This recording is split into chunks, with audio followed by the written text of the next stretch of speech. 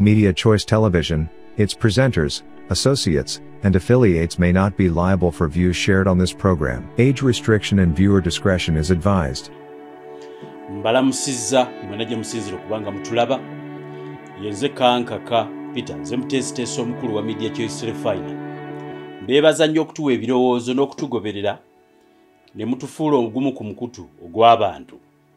Yenze mutesiteso omukulu naye nnyina ttiimu ekola okunoonyereza mwebale nnyo okutuwagira n'okutubeererawo. Asiimye bye tukola osobola okuyitira ku nnamba 702 8455959 tugikozesa ku WhatsApp n'ebirala eri mu linnya Emmanuel Kankaka Peter. Mututereke endowooza ennungi ku biki ebibaluma kubanga guno omukutu gw'abantu tukolera nnyo ku birowoozo. Ennaku zino twagala nnyo abantu abaagala enkyukakyuka. Era guno omukutu gwa nnyo abantu abaagala ebintu bikyukemu. Naddala ebizibu ebiruma abantu okuviira ddala ku mutendera ogutandikirwako si mu byabufuzi byokka. Kubanga twalibadde tetulina kye tubanja bannabyabufuzi singa basobola okututuusaako obuweereza obwo bwe batusolooleza mu misolo. Ne batatubba, ne batukola obulungi obugwanidde amaanyi ge tuteekamu ku ssente ze batusoloozaako, naye ate munnange balinga abatukola kyennyumannyuma, the opposite, nti bo ssente babba nzibe. Kaakati twebaza nnyo akola obulungi asiimibwa newankubadde abamulinda bantu bamale oba kukola batya RDC okukwata Mpuuga n'omutwala n'omusiba. RDC Weerakaayi omukyala Saala Kiyimba yakutte Mpuuga, erinnya Mpuuga oba lyabaaki n'Empuuga yakwatiddwa yabadde mubbi nnyo era abadde Raakaayi eyo mu District Service Commission Mpuuga David. Leero tukoze programu eno Lwokutaano Lwokuna baamukabye ne bamutwala ne bamusiba. Kaakati bwe twali tukola okunoonyereza tulina services era mwebale nnyo abatunuulidde amalwaliro amangi ge twanoonyerezaako ne mutandikira n'eri nga mutandikira ku Raakaayi lye twabalaze. Kati olunaku olwaleero nyina kyenzizo bbanjulira nyabo RDC newankubadde mukola leeti nga mwabe NRM enkola yammwe ey'ebintu ey'ekibogwe wano uno wengenda okusinziira okuleetera omubbi Kayingo akyasinze nga ono kubimwogerwako ateeberezebwa nga mu Uganda bwe mubaamu ababbi 10 tasukka bifo 2 bisooka be bamu ku babbi b'NRM abakyasinze ng'ate ali mu kitundu eyo gye wakutte omubbi omulala ow'NRM ayitibwa Mpuuga David owa District Service Commission n'omutwala mu Kaguli. Bireme kukoma awo, muleme kudda mutonvaamu mumusesemye ssente z'abantu zabbye azibaddize n'ebintu by'ebisuubizo by'abasuubiza nga abanyaga byataakola mubikoleko mu ngeri ennungi.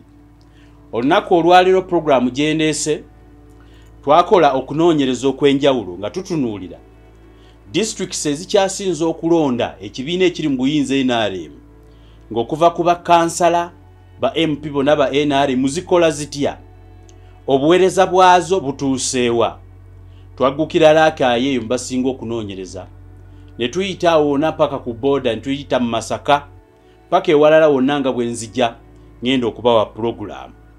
Kaakati ekyo mwebale mwakirwanyeeko simanyi oba abantu leero munaabawa ku buweereza oba munaatereezaamu obeera muli bannampulira zzibi nga mwateeka obuyinja mu matu. Kaakati olunaku olwaleero bwe twali tunoonyereza ku by'obujjanjabi oba ebyobulamu mu disitulikiti y'e Raakaayi ebiringa bye bawa obuwe tugamba amalwaliro gaayo naddala ga gavumenti aga health center ey'okusatu go galinga biyumba bya mbizzi byennyini bw'oyingiramu olina okuvaamu n'obulwadde. Kino abantu abasinga ne mubuuza nti mutolowooza nti nno kivunaanyizibwa ku bukulembeze. Ebitundu 85 ku 100 mwabadde batuufu. Ne ntandika okunoonyereza ku District Health Officer DHO ono ayitibwa Moses Sako kakati ye program gyembaleetedde olunaku olwaleero.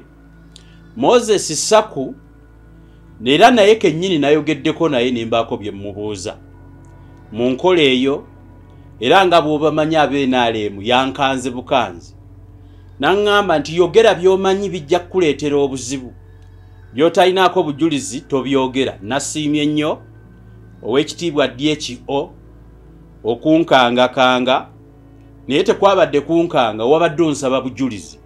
Kakati ndeese bujulizi mu programu eno. Omanyi bwe bataboogerako mubba abantu ne musukka, ate bwe baboogerako ne mutiisatiisa abantu. Nga bwe wansabye programu eno ngikoze nga nkuŋŋaanyiza obujulizi, bwe wansabye bwe nakkubiddeeko kwebuuzaako lwaki amalwaliro g'omu kitundu kyo gwe nga DHO mafufu bwe fufululufu galinga biyumba bya mbizi, ne nkubuulira n'ebirala n'oŋŋamba yogera bw'oba olina obujulizi. Programu eno Moses Sako DHO asaana okubanga wagobwa dda. Ndeese bujulizi. Kansinzire wano okukoowoola ku ministry y'ebyobulamu, mpozi nga nammwe mwafa naye bwe muba gye muli muwulirize. Kankoowoole ku district n'abalina obuyinza mu kitundu ekyo eky'Eraakaayi, nkoowoole ne ku gavumenti yokka saako ne parliament egenda ezunga mbwe etwala biteeso bye tutalaba bye muteesa. Mbabaleetera obujulizi ku DHO nga bwe yabunsabye Moses Sako ow'Eraakaayi. Nga sinaba kutandika programu eno wano ku Media Choice Refiner, nazuula omuntu asobola okubayambako mu bizibu. Kansooke empisewo kino ntandike nga bwe wansabye obujulizi mbuleete. Njagala mukubire ku ssenga w'abakyala n'abantu mwenna, abaana ab'obuwala n'abalenzi, ayitibwa Ssenga Mukooki.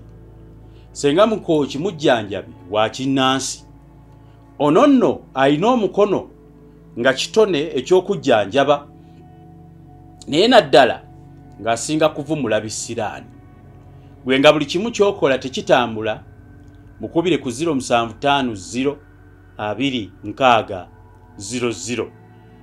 Bw'oba oyagala okutereeza omwami nga bukaseera muyomba n'obufumbo obukugendako gwe okyabwagala, obwo bwe buntu obutandikirwako bwakolako. Bw'oba oyagala okufumbiza abaana oba okuleetera kitabani kye ekiremedde ku lujja kiwase, kubira Ssenga Mukooki akigondezeemu. Nga bakyala bebeereeta, kubanga omwana we alina ensonyi si yabeetwalira, mwana ajja gw'anaawasa. 0750 260 00. Kakaaga yesembayo 260 00. Kakati zino complication saako n'okkuza omwana wo ng'omuzadde, bino ebyokubaweereza ndaba bali e Bulaaya amaddagala ag'ekinnansi agawa omwana emikisa, okutereeza ensusu n'okwewonya endwadde ezo gye muli, ojja mukubira 0750 obwo bwe butandikirwako. Nsembayo n'ekintu ky'ababbi. Bw'okolagana ne Ssenga Mukooki, omubbi bw'ajja erimuzaayo limubula. Actually alina okutangira, kye bayita okutangira. Ababbi ewuwo tebakyamawo. Kakati mukubire ku 0750 weetaasa ababbi ku mulimu ewaka, saako ne mu kyalo gy'otabeera. Waliwo bannaffe abalimi eyo bababba nnyo emmere, n'obaza omuti gw'emmwanyi size zaagenzeemu kati akasente. Bannamasaka, Ssenga Mukooki ajja kikuyamba. 0750 260 00 ku WhatsApp. Njagala okubategeeza nti twabadde tukola okunoonyereza okuli nga tukusinzizza nga twagala okutunuulira amadistrict oba ebifo mu Uganda ebyasinga nnyo okuwa aba NRM nga bamemba palamenti abakyasinza obungi mu palamenti, abateesa ebiteeso bye tutalaba ate nga bangi. Tugendeyo tulabe oba bo bali bulungi. Twatandikira Raakaayi eyo kubanga Kinyamatama, Bajjaaviira, Basekamwa bonna b'NRM twagwa ku ddwaliro eryalinga ebiyigo, naye nga nabyo si by'abantu bya mbizi. Mu ddwaliro eyo bwe nagezezaako okumanya, nategedde ng'abantu bambuuza ebibuuzo tigwe tolowooza nti ekizibu kiri ku administration oba obukulembeze obwa gavumenti obuliwo okulabirira n'okuteekerateekera ebyobulamu ng'angwa ku district health official ye kennyini namukubiddeko kituufu akudaala kubanga alina akasente erinnya yenze kankaka nakweyanjulidde nkujjukiza ne nkugamba abantu bakwogerako bingi n'oŋŋamba boogere be bamanyi anireesi nga naawe ogenda byogera ng'olina obujulizi ndeese bujulizi omusajja akulira ebyobulamu district health official oba muyite DHO kambatandikire wano musajja mubbi nakinku ateeberezebwako okuba nti nno muyaaye nnyo byenjogera nabijje mu kunoonyereza okw'amawulire wabula poliisi mbakoowoolako n'ebitongole ebinoonyereza musobola okutandikira awo ne munoonyereza nga musinzira ku ffe ab'amawulire nze sibagamba nti lipooti ze mmuwaako ziri conclusive oba naliyo buli omu amukaaba DHO y'omu ku bantu 2 mu Uganda ow'eraakaayi abakyasinze okuba nga bateeberezebwako obubbi obw'enkukunala era nga nsaba gwe kikwatako mugobe kubanga eggwanga lyaffe ligenda tuli mu myaka egyaffe egy'obuweereza mwe tukyalina amaanyi agaweereza kyokka twetuddeko buli omu atunuulira munne muli mu kuyimba nnyimba za byabufuzi abalala muli mu kuwemula eggwanga ligenda temulitunuulidde buli kimu kifa kakati ffe abamu ne tuweewaayo tutiisibwe n'okubeera mu layini y'okufa kubanga eggwanga tugenda ddireka bwe tuti DHO atakimanyi y'oyo aba akulira kansooke empita eyite mu buvunaanyizibwa bwe tutambulire wamu omuntu ayitibwa DHO oba district health officer ye muntu akulira ebyobulamu mu district ono nno mukama we abeera KAO chief administrative officer era nga obuvunaanyizibwa yaba mukama wa assistant district health officer environment and health maternal child health nursing principal medical officer head of health sub district biki anyway yakulira bonna bomulaba mu district abali badde ab'ebyobulamu naye alipotinga wakaawo kakati ono aba alina okumanaginga mu ngeri ey'ekikugu mu ngeri esoboka era emalako okuteekerateekera omutindo omulungi ogw'ebyobulamu gy'aba asindikiddwa biki by'aba alina okukola aba alina okupulaaninga okuteekawo pulaani n'okukola zi bajeti ez'ebyobulamu mudda naddala ebya disitulikiti mwakolera ng'alina okukola pulaani ng'alina okunoonya n'okuwenja eno mu gavumenti sente zivuddewa ezigenda okuddukanya ebyo by'aba alina okukola mobilizing monitoring and evaluation of delivery of services of health kwegamba okusupervising okugenda okulambula n'okumakinga okukakasa nti ebintu ebikwatagana ku byobulamu bitambula bulungi yalina coordinatinga okulaba nga ebyuma eby'ebyobulamu ebiweerezeddwa malwaliro ebyuma bino nga tebibbibwa nga oba era biri mu mbeera nnungi yalina okumanaginga kye bayita Uganda National Minimum Health Care Package at least ebyobujjanjabi bino ebitandikirwako alina making sure nti weebiri si bino okugjamu mutima oba kulongoosa nsigo alina at least okumaking sure nti buno obujjanjabi obutandikirwako bulungi era butambula alina okuwabula abo bonna abakola health related issues ku district councils saako ne bannaffe abalina amalwaliro amalala ne bwegabaga private kakati alina coordinatinga n'okusensitize coordinatinga okukwanaganya programs eziyitibwa primary health care obujjanjabi buno bwe muwulirako oba bano ba VHTs village health teams okulaba nga abantu toyi bazirina obutandaalo babulina banywa amazzi amafumbe waliwo enzizi ez'amazzi agakola ki DHO ndowooza ebyo byonna yabikola human resource management aina okumakinga sure nti awa abakozi emirimu abakugu era nga anoonya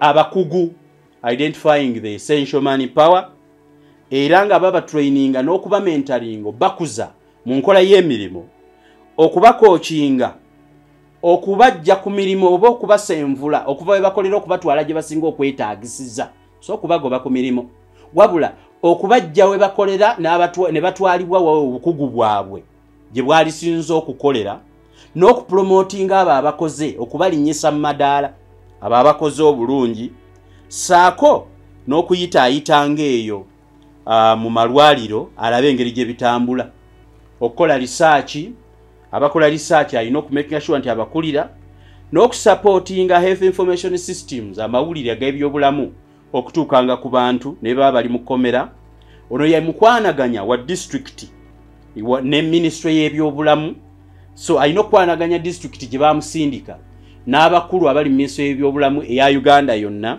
ng'akwanaganyiza wamu ne district ye n'okubanga awangayo alipoota ez'enjawulo ku biki ebiganye na biki ebyetaagisa okukola mu district gy'abasindikiddwa okukola emirimo kwe kugamba singa ebyuma biba bifudde singa wabaawo ekyetaagisa okukolebwa ono aba alina okulipootinga mirimo mingi gyakola mbamenyeddeko egyoyo yenna nga DHO katika tutandikiraawo ensi yaffe eno Uganda gye tulimu tujagala Mukama Katonda yagituwanga kirabo n'atuteeramu abagwagwa abaali baddenga Mukama Katonda abafuseeko amafuta mu buweereza kasa yateeka abatamanyi kukola mirimo oluusi ngira n'empakanya nti obufuzi obumu buva wa Katonda ngira n'enkiwakanya kubanga ne Bayibuli ekyogera bitabo by'eddiini bigamba ne Sitaani akola ebifaanagana ebya Katonda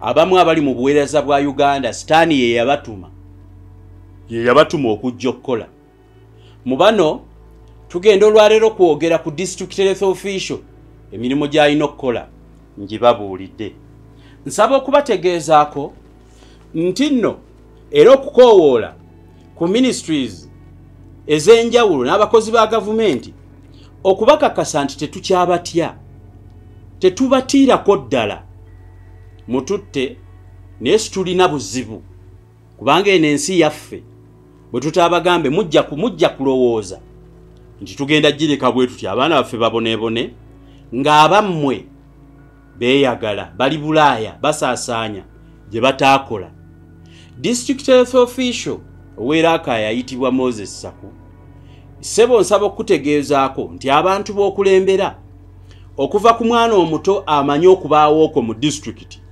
bakimanyi bulungi nnyo era bakulumiriza nti oli musajja mubbi nnyo tosaanidde buweereza oweereza bubi era district yaabwe ogikwasizza ebifo ebimu ku bisinga okubeera eby'emabega mu buweereza obw'ebyobulamu togwanidde kubeera DHO era singa abantu bebadde balina obuyinza bino njogera by'abantu bebadde balina obuyinza benasobodde okubuuza singa baakugoba dda ku mulimo naye olw'okuba nti mwekweka nnyo omusajja gwe njogerako ono kamubabuulire eddwaliro e Nabalaze eryeraakaayo ekkulu nga lyeroka eriri mu district eyaali badde aliyamba mu kubaawo kw'okubaawo kwalyo mu buyonjo n'obuweereza bwa services wabula y'omu ku basajja abagambibwa nti teri kintu kyakwatako watali nguzi asaba enguzi okuva ku recruitment ye bw'awulira nti mwavu ye lwawulidde nti alina kyayagala okukola ye lwawulidde nti kati ina kyenjagala okukola ng'ateekawo kye bayita transfer kwe kujja omusawo ku ddwaliro erimu okumutwala ku ddala mu byaddala transfer zaali badde zikolebwa ng'omusawo ajjibwa mu kitundu ekimu ng'atwalibwa mu kitundu ekirala services oba obukugu bwe bukyasinza okwetaagisa nandi kikankubabuulire singa obulwadde bw'Ebola bubaako gye bubaluka ne wabaawo omusawo omukugu ennyo mu kubujjanjaba oyo mu byobulamu ku mateeka g'ebyobulamu aweebwa transfer n'atwalibwa obukugu bwe gye businga okuba nga bwetaagisa Saku si kyakola ye bw'akeera ku makya ng'ayagala ssente ng'agaba transfer abamu ku bakyala abasawo nabo mulina okukitegeera nti bantu baba n'abaana abawa transfer nga balina okusenguka n'okusengula abaana mu masomero ate akangamu nti ye bw'aba ayagala ssente kasaalayira transfer nga mutandika okwetomera nga mugenda ewa DH otonvaamu asoloza wakati w'emitwalo 10 n'akakadde wakati awo woosinza okkaabira wakwatira awo wakati njagala okutegeeza mwami Saku Moses abantu boggyeko ssente abasinga nayogedde nabo boggyeko ssente ebbanga mu transfers abakyala abanaku abatunda embuzi ze balunda ez'ababba baabwe basobole okweguya n'okwegayirira obaleke we bakolera obujjanjabi bwe batadde obwana bwabwe gwe buli lw'oyagala ng'okola transfer wansabye bujulizi kambukuwe omuntu yenna aliini kyaji y'okubanga akwata ku Saku ono bw'obanga obyagala mbikuwa butereevu n'abantu abo bennyini byabbako ssente mbakutuusaako kaakati ako ke katono n'akababuulira katono ku musajja oyo ife situkyabatya singa mubadde mukola ebintu ebyetaagisa nze sibeera laakaayi Uganda yensi yaffe etabanguka nga tulaba ate nga ffe tulina abagobereza abaatuwagirira obwereere nga tetubasasudde kati mu kubaddiza twerwanako nga ffe kubanga gavumenti erabika yatusuulawo sakuva mu kifo actually you would better go to your bosses and tender in your resignation nze siri musawo ate sina muganda wange musawo obubi mu mpeereza y'ebyoweereza bwe buleetedde abantu okuba enduulu eri ab'amawulire abatono abaasigalawo okulwanirira abantu. Cheers to the people who don't fear threats. Abantu abatakyatya nti kati maama leero bagenda kungoba, leero bagenda kunzita. Nedda ebyo tubirabye. Leka naffe tubyogereko. Nsaba okutegeeza mwami Saku nti n'emirimu gy'ogaba nga gwe akulira recruitment mu mateeka gyali badde girangibwa abantu abali competent ne bajja ne bavuganya ku bifo eby'enjawulo era emirimu ne gibaweebwa olw'obukugu n'obusobozi bwabwe ne batuula mu bifo nga babisobola. Saku ewuwo emirimu togiranga ogigabira b'oyagala. Njagala okubuuza mwami Saku ompeeyo ekirango kimu kyewalanga ng'owa omulimu gwa principal nursing officer saako ne nursing officer mukyalawo mwami Moses Saku tuweeyo ekirango kyewalanga abantu ne bajja n'obasunsula tuwe minutes z'olukiiko oba ngeri gye mubikolamu okakase nti byenjogera nnimba nga bw'omukisa gwa kyenkanyi nja kuvuga amafuta gange nzije ku ofiisi yo ebyo birage era nja kukwetondera bwe naasanga nga byakolebwa wabula ofiisi zammwe zibanjibwa obuweereza bw'otaakola era bw'oba towabukola vaayo oyogere. No nja kujja abantu mbabuulire nti bye nayogera mu kusooka tebyali bituufu abampa information tebaali batuufu singa nsanga ng'omulimu ogwo wagulanga ng'era gwe waguwa tomumanyi era teyakuwa nguzi. Omusajja Saku musajja muyaaye nnyo okusinziira ku kunoonyereza okwampeereddwa abantu. Kigambibwa nti ekissa ebyobulamu okubanga Rakai y'emu ku districts ezikyasinze okubeera envundu ennyo mu byobulamu mu ngalabi ya musajja oyo yakwata omulimo Saku. Okumanya Saku musajja mubbi nnyo. Bigambo bino mbyogera kaate. Mwami Saku nsaba ontegeeze ono omusajja abba ssente n'abba n'abakazi. Nsaba ontegeeze wafuna otya omukyalo w'abaana 7 saawa eno gw'ogenda okuwasa saawa eno wamufuna otya? Kambategeeze omusajja ono mumutegeere. Togera nowala na Siza oyana nowala nze Siza simumanyi bire bitu abamu jabbaletera obuzibu kubanze nnoonyereza mpaka mu byenda.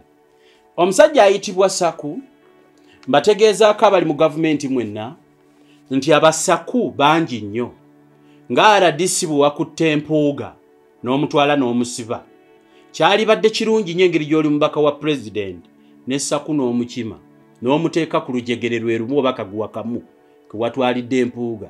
Weebale nnyo ogwasoose na guno kati nkubuulira omusajja ono nga ye district health officer yabba mukazi wa munebyo sijja bigendamu kati saawa eno gwagenda okuwasa n'amuwa omulimo gwa gavumenti gwatalanze n'amufuula nansinga ofiisa mu kitundu ekiyitibwa Rwanda si Rwanda era akaaye n'amupositinga awo mukazi we era bagenda kukola emikolo mu kaseera akatali kewala yamuwa omulimo okumala emyaka 6 mukyala we ali waka tagendangako ku mulimo tagendangako kukola mulimo mu myaka 6 mwami Saku njagala ojjeyo minutes oba ozifojinze oba okoze eki oziraga abantu nti girlfriend oba mukyala wo gwe wabba ku mukozi w'eddwaliro omulala oba clinic officer oba siza yali clinic officer gwe wabbako omukazi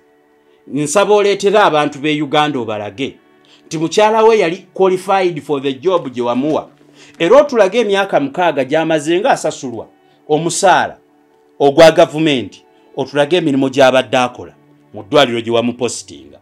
Sakute yakoma okwo n'akwata omwana we gwazaalira ddala n'amuwa obwa poota mu ddwaliro be bantu abayonja eddwaliro kakati eddwaliro lye Nabalaze mwalirabye bwe lyabadde lifaanana naye gye yamuteeka awatali kulanga yadde okuleetera abantu abasoma ebintu kubanga okuyonja mu ddwaliro tebakulonda bulonzi awo nti gwe ogwanidde abantu abatali bwayo baba batendeke era ziba koosi bazisoma bazadde baabwe ne bateekamu ssente nnyingi be bamanya engeri y'okukwatamu ebintu ebitisa abantu biohazards okwata ebicupacupa by'eddwaliro ebibeera mu ddwaliro n'okukola obuyonjo obwetaagisa ku mutendero ogw'ekisawo yakwata omwana we n'amuteeka ku payroll gwazaalira ddala omwana takolanga. That is why amalwaliro geraaka igalinga biyumba bya mbizzi emirimu bwatyo Saku bwagiga wansabye bujulizi muzeeyi nze sikumanyi sikulaba agalako wansabye obuki obujulizi n'olwekyo nkusaba mwami Saku Moses DHO onnyonnyola abantu mukazi we yatuuka atya okusasulwa ssente za gavumenti okumala emyaka 6 nga takola. Lukwago yayogera awo akagambo tugenda kufa lwakuba naye muyaye ye kenyini is a comical politician, some comical politician who is interested in disturbing. Kugamba Lukwago naye afaananira ddala batagala nkyuka tagifaanana era tagiri. That's why bazoganya buzoganya tebatuuka ku kye baali bagoba myaka 2 FDC tewali kikyuka.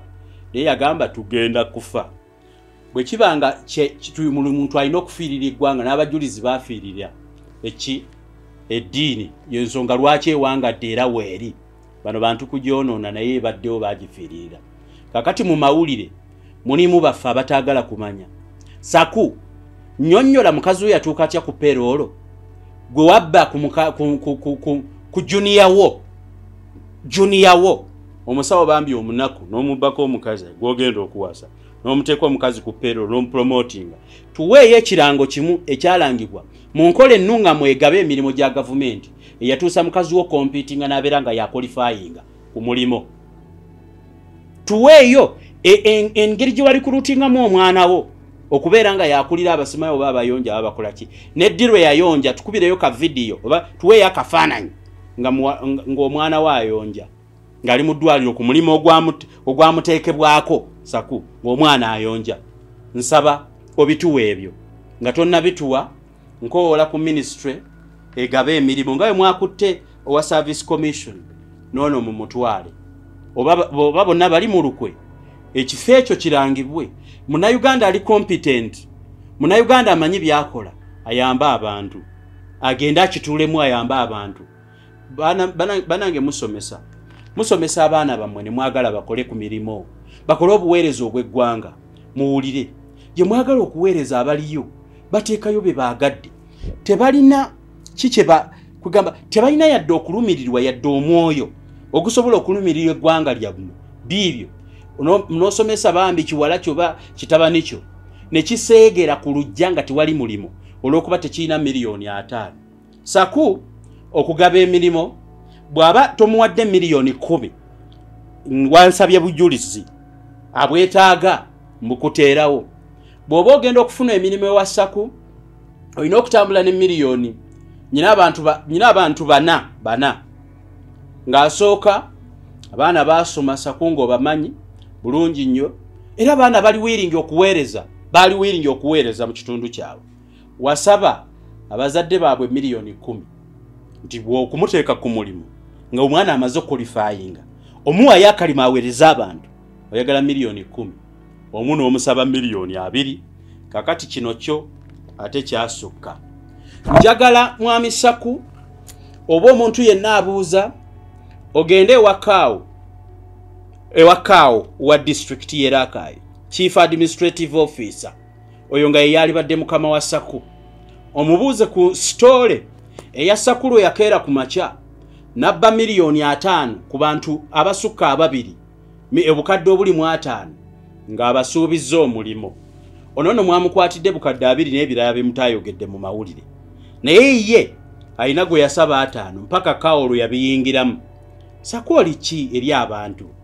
Obuweereza n'omusaala abantu basiima singa obadde okola, n'obwo obubbi bwammwe osobola okubba bulungi n'ozirya singa wabaddewo empeereza ennungi ng'era olaga ofaayo.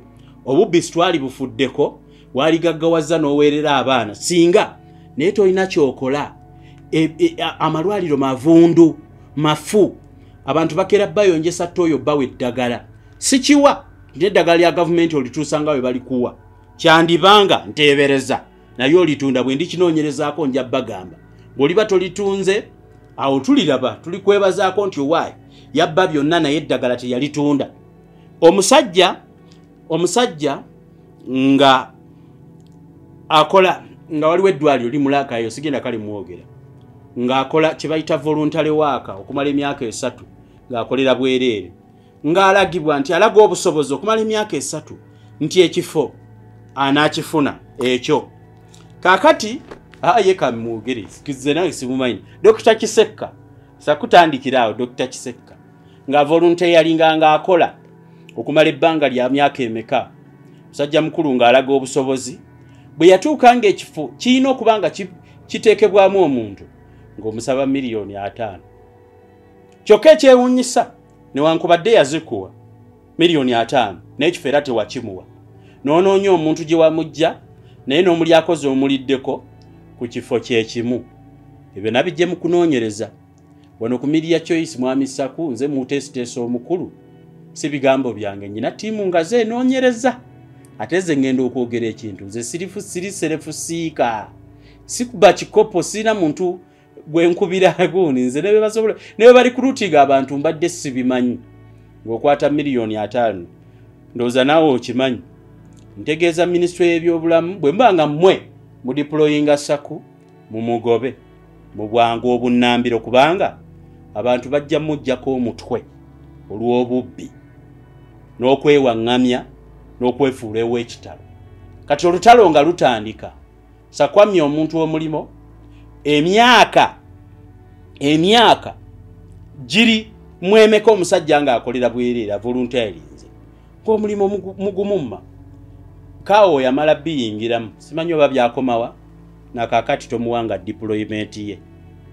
Essajja lye bayita SACCO tokwata oba oli musajja oba oli kasajja oba oli kisajja oba oli musajja oba oli ssajja simanyi kubanze sikulabangako wima nali nkulabyeko ndowooza nali ngenzeeyo mikolo gya kabuswaga mpozi wandaba. Kakati sebo essajja nga litwala essente za munne waali omulimo tegwali muwa. Omuntu asobola okumbuuza nti omusajja yali agula ki? Nedda, ekyaddala mukwatibwako ennaku kubanga yasooka n'akola obwereere bamulabe nti nalina obuweereza bwaweereza obuyamba abantu myaka 3 n'akola n'atuuka mu kiseera we yaligambidde nti kaakati omulimu agukoleredde asobola okugufuna. SACCO n'amusaba miliyoni 5 gyonna gye yazikuula ng'azireeta. Kaakati omuntu ow'ekikula ekyo gwe muggyeko ssente bw'atuuka mu kifo akola atya? Mulowooza aba agenda kukola ki? Mulowooza ki kyaba agenda okukola nga wamututteko ssente? Era naye kyova olaba batukubamu eddagala akuba lya nte eri mu kifo ky'okukuba eri omuntu bw'omusaba eri omutwe akukuba lya lubuto bw'omusaba eri okugulu akukuba lya musujja kubanga mubabbako ssente zaabwe nga mubawa emirimu. Obukenuzi n'obubbi bino byenjogera abalala bibayigirize nti abamawulire actually mbakowoolako bannange temutunda mikutu gyammwe abantu babawagidde ne bafollowinga ne basubscribinga bwerere mugikozesa okuyamba abantu batuwabuwa naffe tuweeyo buwi ekyo kalowoozo eri bannamawulire bannange naddala abakolera ku online mwe mwasigala mainstream media banyiniyo ate bali mu gavumenti omwo akasente tebasobola kwogera nsonga zino naye nabo zibaluma bajjajjaabwe kati mukozese bulungi emikutu bw'okubayeko pulogulaamu y'akatembatemba awo noonya ate gy'okoleko ekuyamba abantu ffe guno omukutu twaguwayo eri kiri tussa mazima saku ngabba ku musajja ssente newankubadde nga era nakyo kyali kikolwa kya kuwanguzi omusajja yali akoze saku wansabye bujulizi nti mbyogere bwe biba tebinzirire bwe bibanga kubanga mu mawulire abantu bwe bampa amawulire nzikirizibwa oganoonyerezaako n'okukubuuza bwe kibanga ebyo ngabo omukisa gwa kyenkanya oba ennyonnyoleko bwe bibanga si bituufu kuba sinze yakuwa omulimo sinze yawa mukyala wo omulimo n'omwana wo era saali agadde bakuba ku mirimu singa mbadde mukola ebintu ebituufu naye munnyonnyole oba biyita mu mateeka omusajja oyo kwennyini nsaba okutegeeza mwami Saku nti edisitulikiti yafa mugisse mugituza kushwala emisana ttuku nga buli omu alaba olw'okuba nti muli bakiboggwe empeereza yammwe yalunguuba temutegeera bye mukola muli banyazi kyokka kye mukeera okukola mwali badde mukola obuweereza ne bwe mwaliridde enguzi abantu ne babeera bamativu naye ensi yonna ekutunuulira ekulaba bulabi abakwaniriza ku mikolo olw'okuba nti nomugendayo okwewaana mwe muli ab'ekitalo ate baŋŋamba era akayeeyo muli balogo n'obulogo muli balogo kaakati bwe libeera ddogo liweereze media choice nalyo tulifune tutegeere nti nno ekyatuloza kwali kwogerako mazima eyo nsaba okubategeeza mpuuga gwe baakutte afaananira ddala Saku naye nsaba agende omuntu akulya district service commission ate civil servant is a civil servant I mean omuntu gwe bawa tenders ezokukola mu government ate already is a civil servant mukozi eri mu government tenders bazeewa Mpuuga David yabadde akulira ebyo mulaba bwe mwonoonye ebintu etteeka ligamba ki etteeka ligaba tenders ligamba nti mwe abakozi ba government muzeegabire oba nnimba saba abantu beera akayi mumbuulire how did Mpuuga David land on how do you seriously give tenders mukebere tenders zonna ze mwawa abantu be muziwa ate already bakola mu government kati omuntu wa bulijjo weera akayi oba omwana asomye oweeyo mu district yeeyo bonna abeetooloddaawo abaali agadde okuweereza obuweereza eri abazadde ababaweerera bagenda kukikola batya nga mmwe buli kimu kyammwe mukibbye mukimazeewo bategeeza tigwanga mulyonoonye ate tetukyabatya nze ne bwonkanga nze kabone ngamba kale n'olaba ebyo tetukyabitya eggwanga nga lyonooneka livunaanibwa ku mmwe abatayogera abalaba ebintu ne mwekuniza nga temumanja bitwala suggestion box zaavaawo bazimenya ebirowoozo biriwo kusibya abaani ayogedde ku ani era omuntu ka staff b'okulaba ng'ayogera ku mulala olw'okuba nti taweereza buweereza bulungi oyo mumunona mumusiba n'amakomera tetukyagatya kubanga tugawulira galimu n'ebisiyaga tujja guma mututwale oba bisiyaga bibeere naye nga tubabuulidde nti mbutuufu eggwanga lyaffe mulisiiza amasavu g'embizzi abasiraamu abalina wuzu tebakyalisemberera kubanga mulyonoonedde ddala tewakyali kintu kyonna kikola ekyo kye kiri mu laakaayo nga tukyayongera okusoggola ensonga eziri ku DHO oyo bajjukizaako abantu mwenna omanyi lubalembera nga n'embiro kwotadde mufube nnyo okukola naye ate muteekemu omukisa bategeeza abatalina mukisa nti singa mukookya ajja kubayamba ali ku 752600 abaana abatannafumbirwa abeetaaga omukisa gw'okufumbirwa saako n'okubayamba si mukisa gwokka oba otuddaawo ebyo tebyekola singa mukooki 752600 ab'ekisiraani n'ababbibwa nga gwe ababbi bakubba buli kaseera ababbi buli bajja okubba ewo tebalabawo 752600 mbategeezaako nti abantu abasinga ba in charges abateekebwa mu malwaliro g'eraakaayo bakola walala tebakyakola mugende munoonyereze minisitule y'ebyobulamu mugwe cover mulabe be bafuula ba in charges mu Rakai mumpeeyo mumunkubira ekifaananyi agenda ku mulimo n'akola balina mirimo walala abamu basiiba mu bwenzi abalala mu mipiira na kapapula baba babeetinga ebyobulamu babivaako ate gwe omusaala ne bagufuna saku ku myaka gy'omaze okimanyi nti eddwaliro ekkulu ery'Eraaka emyaka 10 terifunanga ku ambulance gye baleeta kipampagulo yafa Kamuswaga yagezaako gikanika n'agiteekamu ebyuma ng'evugayo wano awali neefa kyafa kyafiira ddala naawe ku mirimu gy'olina okukola gye twannyonnyodde nti olina okuripootinga ebizibu tuwe ripooti z'okoze ku ambulances ministry oba gavumenti ya Uganda n'egaana okuwaayo ambulance katukibale nti nekyo wakikola bayini charges bonna abayideployingibwa malwaliro nsaba banaye mugendeyo ate temukomawo ne bannamawulire abalala mupiking interest in such stories eziyamba abajjajjaffe ne basengaffe mu byalo oba ne kubukojja saako ne kubuko gye tulaga muzipiking emu muzikole enseene eyanaamirire mukitegeere nti ebyaddala ddala abasaba enkyukakyuka si baguba ddalu things must change whether how or what but I think Museveni bamutegeka takyasobola kugwa mu kintu kuba ye bw'aba agenda ewantu buli kimu bakimutegekera asanga buli luguudo lwere n'alowooza Uganda ekulaakulana kasitaawe taati ababbi nga bakomawo mu lujja beekwekamu mabega enkalala z'abantu abaweebwa emirimu mu kitundu zonna zisinziira ku nguzi njagala muveeyo be babbako ssente zammwe abali mu mirimo gye mwalina okufuna nga mwasooka kusasula temutya oba bagobe muddeyo mulime kuba naawe we mukola kati ssente mwamisaku njagala onnyonnyola abantu waliwo ssente ezijja mu quarters eza primary health care obujjanjabi obutandikirwako ezijja mu quarters ofunako mmeka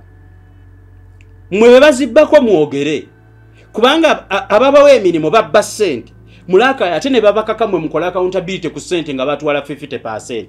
Omuntu omu bw'ati akkaka gwogenda otuukiriza emirimu gy'olina okubanga okola mu ssente za gavumenti ye ng'ekitundu ekimu yakitutte already olw'okuba okuuma mulimo. Why don't you speak out? Why don't you make complaints? Kati ensi ya teknolojia. Why don't you write write-ups? Why don't you write to parliament? Lwaki omu ku mmwe takwata ebiwandiiko n'abitwala mu parliament newankubadde nayo y'ababbi ate ne tubeeyo ne rekodi nti beevaamu ne bagenda ne boogera. Now sente zino ezitandikirwako zino ezijja mu kwota zisakunnyonnyola ziragawa. Why is it that the money that is supposed to be given in primary health care, where does the money go? Why should you be asking for a percentage on people's money? Why? Lwaki tofuna musaala? Okkirizibwa okubba n'obbira mu bino ebyo kubanga okkirizibwa okugula nenza amalwaliro gonna ge nagenzemu ebintu byabbibwa byafulumizibwa biri mu private mubiguza abantu. Okkirizibwa okugenda gwe n'okubira enjawulo mu kugula ebintu mu gavumenti kubanga kyekyo naye n'akasente akaweerezeddwa okukola n'okaka abantu bo baka accountingire nga guwakatutte eddoli ne mukyalawo guwabba ku munno guwabba ku juniyawo mugire imagine dereva n'alekebwa ewaka owuwosaku n'otwala asikaali musayininga essente dereva ye n'alekebwa eyaweebwa omulimu gwa gavumenti nga n'emmotoka gy'alina okuvuga ya gavumenti gwe n'okwata asikaali wo mugende musayininge essente amuveeraweya dati gwe byenjogera obimanyi abalala babiraba mubikozese nga kyakuyiga mutegere Uganda bwevunze nga bagivunzizza ate be balina okuweereza. Kyali kikolwa kirungi ekyabagenda mu nsiko okulwana ne mulwana newankubadde mulumirizibwa nti ebimu ate mmwe mwali mubiteeka okuba mwali mwagala power ekitavunaanibwa kubanga osobola okukola enkola yonna okufuna kyoyagala ne bwe mwamala okufuna power ne mugaggawala mwali badde ate mutuwa services ne tukkiriza kubanga bannayuganda abasinga kati nganza kkiririza mu Bwakabaka tumanyidde ebyokutufuga lubeerera naye nga services zituuka mu bantu. Ensonga lwaki twagala nnyo kabaka waffe abatakimanyi ndowooza muli eyo mukaaba abaganda nedda twabimanyiira but we demand services for what people collect from us. Oba bwe mba temwagala tubabanje temutujjaako omusolo muleke buli omu yeefuge buli omu anoonye eddagala gy'aligula buli omu alinnye ennyonyi atuma abaana mu nsi ezikola atuma abaana be mu nsi ezikola. There are no services delivered. Obukubo bwe mwasangawo nga bantu be babutandika na obwabalema n'okulima okugaziya yadde omuntu okuweebwa guleeda n'awunzika. Nsaba okubategeeza ebimu ku topics ze twanoonyereza, the likes of Saku, Mpuuga and the rest mu District Service Commission. Era Akaayi abantu tebafuna mirimo. Abantu abafuna emirimu babajja Kasese ne babaleetera Akaayi be bakolayo. Obubbi ate obuli mu kuruutinga abasomesa, Ministry of Health, Ministry of Education ate waligenzeeyo. Ezo ze key sectors, Ministry of Works, Ministry of Education, Ministry of Health, Security. Ezo ze key sectors omuntu ezalitandikiddwako ng'oli secure, ng'oli mulamu, ng'oli muyivu. Twalirowoozezza nti services ezo zalibadde nnungi. Naye baaba eby'e Kampala bitambula mu banyazi. Eby'omukyalo bw'otuukayo weewuunya n'okwewuunya. Awatali yadde ne muyongesa omulwadde ne mumuyoza pupu musobole omuwa empeka emu ey'eddagala. Sakuwa okimanyiiko ekyo? Omanye ekiri mu malwaliro? Kyokka ekyewuunyisa amalwaliro ge mulina supervising amakulu ebintu tebitambula, naye ag'abannansi artistical. Njagala onnyonnyola ebigambo ebyo. How do civil servants in Rakai district get tenders to do things and they do what they want? Bemuwokola ebintu ebyo be bali mu buyinza obulina okukola lipoota byakoleddwa bitya. Kati ne bikolebwa be balina tenda ate be balina okwekolako lipooti. Bubbi bwa nnabaki? Bubbi bwa nkukunala okutuuka awo ddala mubala ki? I want to assure you nti ebyo byokanga ebyo tetubitya. Mwami Saku, nnyonnyola ebyo oba si kyekyo weegobe. Genda okola embaga zo na mukazi guwabba, mukole embaga mweyagale, obuweereza bw'abantu bukulemye. Omuganda alina olugero lugamba nti tungako ze waavubye. Ejjengo bwe linajja lijja kutwaliramu. Saku tungako ze waavubye. Kyalibadde honesty, kyalibadde kintu kikolwa kirungi, gwe kennyini n'owandiika resignation eyiyo no resigninga. Abantu bajja kuwa ekitiibwa nti omukozi wa gavumenti yali mu emirimu gye yalina okukola n'asobola okubaamu ensa, nakkiriza abagisobola bajje bagikole ye nga gimulemye. I'm advising you to resign. For the last 10 years, nsaba okutegeeza, there have been no deliverance of things, of services to the people of Rakai. It is time. Now everyone who is responsible to be checked. Mwena tugenda batunulamu, tugenda bakebera. Kakati, tukabirira eggwanga lyaffe nga tukabirira abantu abo. Buli kimu kyafa. Ngenda kujja maaso awo mbalage ekiri mu kugula ebintu ku sente za gavumenti ekiri mu district ago. Abantu ababigula, gye babigula, list nazifuna, akasente engeri gye mukasaasaanyamu n'engeri gye mukabba, neggwanga tulyagala ffe bannyiniryo okuggyako mmwe mulabika muli bagwira. Nasibu waliwo omusajja yakola programu eyise eyakwatala ku ddwaliro n'ateekako nti NRM mu Uganda eri ku kyeyo.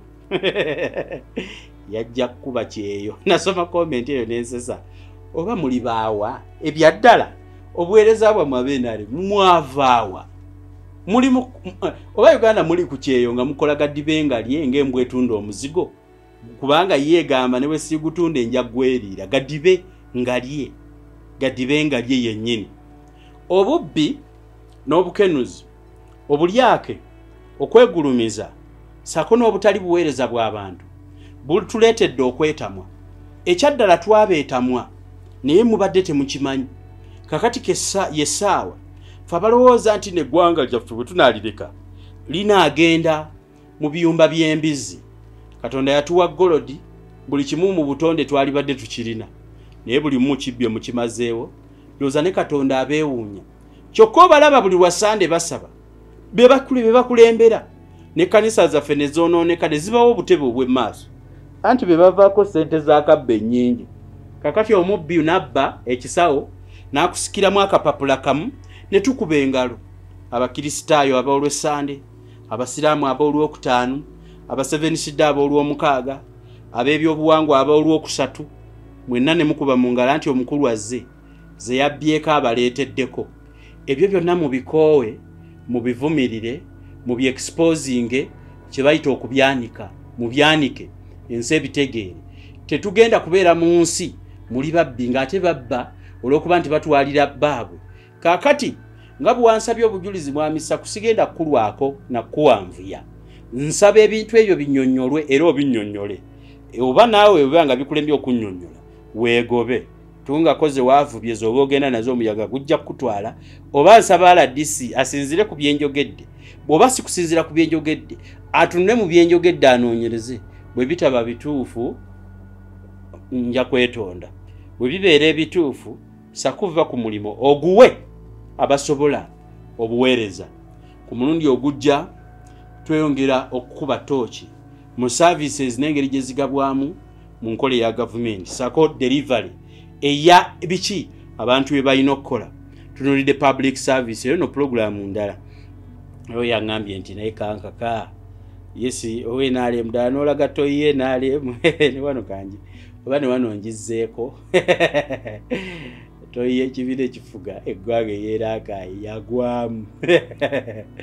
oba dombo oba ali akola ku bya toyi mu NRM wero feya oba ye dombo oba ye Dr. Tango Doi oba yali mu NRM akola ku bya wero feya mugambe ssentebe we NRM weggwanga chairman solo candidate mugamba bawe kasete muzimbe ku toyi yala secretariat muzeemu ko nendabirwa mubiyonjene ku kiyungu ekiri mu obugoni ata kiri mu Uganda mama nyabo awe tukomeza ekitundu kino obadde ku Media Choice Telefina yenze kanka kapita omwerezo w'okuntiko wano ku Telefina biba birowoozo by'abantu tugenda kukomawo okubalaga e Masaka bikyotera luddawa obuweereza mwe twayise nga neewalala